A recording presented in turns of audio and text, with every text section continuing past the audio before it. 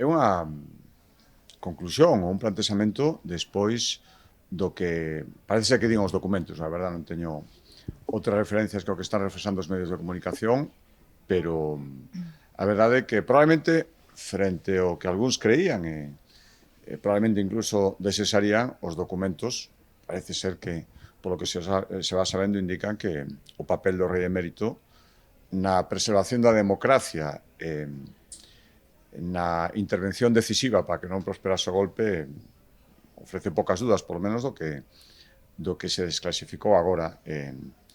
Polo tanto, toda esta inquina que había contra el dicindo que non era certo todo o que se estaba plantexando sobre o seu papel fundamental na consolidación da democracia en España, pois non é certo. Por tanto, aqueles que defendían esa postura, supoño que ahora terán que rectificar. E o que di Alberto Núñez Feijóo é unha maneira de expresar todo isto, na miña opinión. Pero o rei non estaba fora por iso.